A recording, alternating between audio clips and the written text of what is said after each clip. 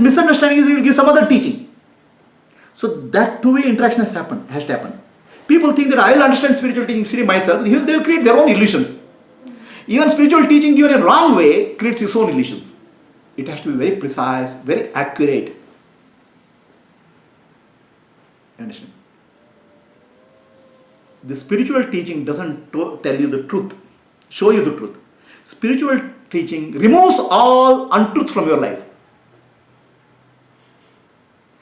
A wrong spiritual teaching creates some untruth in your life, some illusion in your life.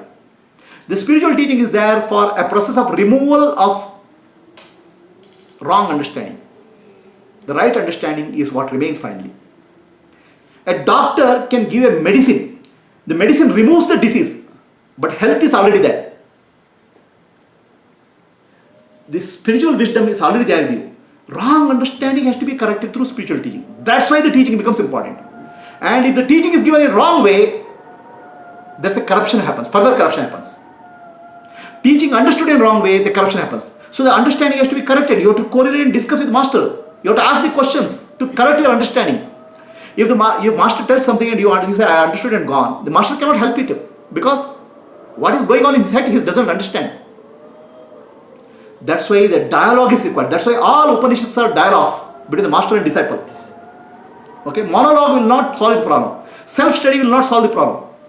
Because self-study will add to whatever ignorance we have already. Right? How is the self-study? People think that they can learn spirituality through books. How self-study happens? I have heard one famous writer. Okay, famous writer. His friend comes to his house. I want to borrow some books from you. What books? Philosophy books. Okay. So, I'm interested in philosophy. I want to study philosophy. I want to take philosophy books.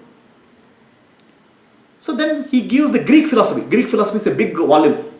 Some 2000 page book, big book. It's very, very small letter. To understand that, it will take years. Any philosophical text is not easy to understand. Right? So the philosophical text was written by some Plato or somebody in Greece.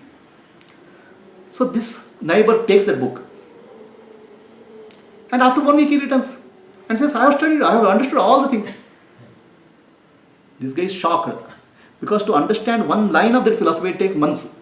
Because the philosophy has truth-essentism, depth. I have understood all. So what did you understand? See, that Plato who lived 2500 years back, okay, has written exactly what I think. How come 2500 years back he knows what I think? He doesn't read what Plato has written. What I think Plato has written. So you don't read what is there in the book. You read what is there in your mind in the book. This is the problem of self-study in spirituality. And study with the wrong master. The wrong master will put what is in his head into your head. So you already have a problem. So you get the master's illusion also comes into your head. Study the books. You add your illusion to the book, content of the book. And study with the wrong master, that illusion comes into your head. And to find the right master is not easy. Where do you find the right master? Okay. Then right master should be able to give the truth in a very precise way. There are many masters, they don't spend time. They'll just say, look it, they are masters, they are realized, but they will not spend time with you. They'll say, go here and study. See this truth.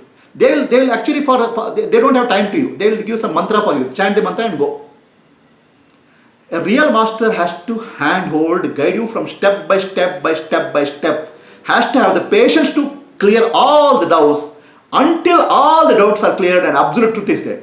Now the master may have the patience, but student will not have the patience. Student will run away in between. Student in between he says, I understood the truth and go away. So this all thing happens in spiritual wisdom, enlightenment. Right? So that's why there is a way of teaching the spiritual truth, and this way of teaching is there from time immemorial. Okay? So now the question comes, when you teach something to me, what is the authenticity of that? Right? I have to accept it now. I need to accept it, something which is authentic. Because Atma I don't see, it's unknowable, unknown, still I have to accept it. It's exactly like you accept your father. You have by childbirth you know only your mother. You know your mother, but you don't know your father. You trust your mother because right from the day one, mother's womb, you are very comfortable and you are intimate with your mother. So one mother tells one day, see, this is your father. Then the moment mother says, this is your father, you accept it. Right? You don't ask the question, how is my father? Is there a DNA test done? What is the proof that he is my father? You don't ask. Because you trust your mother, you accept the truth. So the truth coming from the mother is called Aptavakya. You will not have a question because mother has no reason to lie. Mother has no reason to misguide you. It's called Aptavakya. That's why we take the teaching of Veda. Veda Mata we call as mother. She is the mother. The teaching of Veda Mata we call it Aptavakya. Whatever Veda Mata says, we accept it. Tattvamasi, you are that. We accept it. It's called Aptavakya. How to understand it is a different thing. But we don't question the basic teaching of Veda Mata. So you need some authority, authenticity. Otherwise, how will you accept? Can anybody accept anybody's teaching? So Veda Mata is like my mother. My biological mother, my heavenly mother, divine mother. So Veda Mata accept. See, if you don't accept anything and you say I don't accept anything, then you are left to find out yourself. Right? So it's like I want to know, I am interested in science.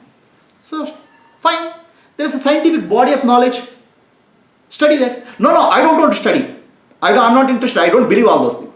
I will find out myself. So then you find out what is gravitational force, what is Newton's law, you start finding about yourself. The accepted body of knowledge is there, which is available to you. Why don't you use it and find something new out from that? Rather than that, you start finding out, discover myself, discover gravitational law, nuclear physics, everything you discover.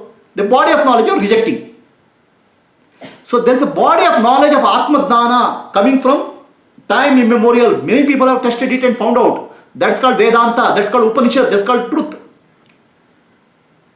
Use that. And that is coming from an authentic source called Veda Mata.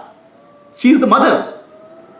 So if you don't trust Veda Mata, if you don't trust the knowledge body, then you find yourself. This is as good as finding Newton's law. You are not a genius, I know very well. But you still want to find Newton's law, find out. So then, right? Even the body of knowledge is called Vedanta, which has come from tradition. That has to be taught by a good teacher. Right? Understand? If it is not taught by a good teacher, you will not understand the subject. You don't develop the love for the teacher subject. The person who teaches the Vedanta should have a good ability to teach. That's called Shrotriya. Otherwise what happens? You don't develop. See, we have seen many children, they start hating mathematics. Because their mathematics teacher in the primary school was such a bad teacher, they created, instead of love for the mathematics, they started creating hatred for mathematics. Right? There are some students excel in music because the music teacher is so interested and so loving that they start developing interest in the music. So the quality of the teacher is very important. Okay? Who delivers. That's called Guru. Now the Guru is important, but the problem is Guru is teaching from textbook. Then you have a problem. Because he should have realization. The Vedantic truth is so subtle, even little bit misinterpretation can take you somewhere else. So the Guru himself should be realized. That's why it's called Brahmanishta. He himself should be realized. And he should be able to communicate to you in a way you can understand the truth. Brahmanishta, Shrotriya. If these two kind of Guru is very rare to meet, fine. And if such a Guru is there, it's very rare to find the Shishya who is able to listen to that and realize. Because Shishya himself will have to have patience. No. It is not magic. Okay? Here Vedanta is not a magic. So it is A systematic way of teaching, a logical way of teaching, it is as good as teaching science or mathematics or physics. It is not magical. There are many people who teach spirituality is magic. Touch something, something will happen.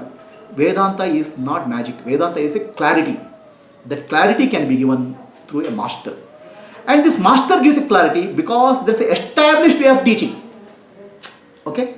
The established way of teaching, people have taught out where all people can confuse. So they have fine-tuned the teaching methodology so that I tell you the truth, but I don't get confused the truth.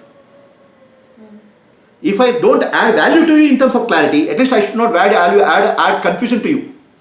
So there's a clarity is required in teaching. So this is called parampara. So the parampara, Veda parampara comes where Veda Mata, the syllabus is given by Veda Mata, who is trusted mother. Then it is coming from a trusted source, who is your Guru. The Guru has got it from his trusted source, his Guru. His Guru has got his trusted source from his Guru. Like that, there is a tradition of teaching. It's like surgery. If I am a good surgeon, I should learn good surgery from somebody else.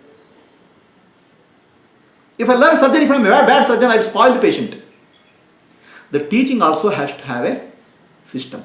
And the person who teaches should have a realization. Otherwise, it will be leading to. So this combination is rare. A real master, a Gnani, he is able to communicate the truth in a way which you can understand. And a student who is desirous of knowledge, this is very rare. And the knowledge can happen only in a samvada, a dialogue. It cannot happen in isolation. That's why Atma Gnana is possible as a teaching tradition. If it's not possible as a teaching tradition, it's a magic, then it will be lost. Is it clear? So that's why it says there is an indirect method of teaching. Iti Shushruma, my master has told his master. Shankaracharya says, I learned from Govinda Padacharya. Govinda Padacharya learned from Gauda Padacharya. There's a tradition of teaching. And this teaching comes from Apaurishaya. Nobody says, I did this teaching methodology. It has come from my Guru. Nobody says, I. There's no ego. Purvesham e nastad va achakshishire. This is what our ancestors told. And in that tradition, I am teaching you. Don't be under the impression that I am not teaching you, telling you truth directly like Atma. I am telling you ear of the ear, eye of the eye, because this is the real method of teaching. Are you clear? So, today we have discussed why teaching tradition is important, how teaching has to be done, Vedanta teaching is done. Now, what is Gnana? How Gnana comes, we will take in the tomorrow's class. Today, we will conclude this session. Namaste. Any questions are there? It's gone, streaming. Huh? Streaming was gone. Why? When did you go?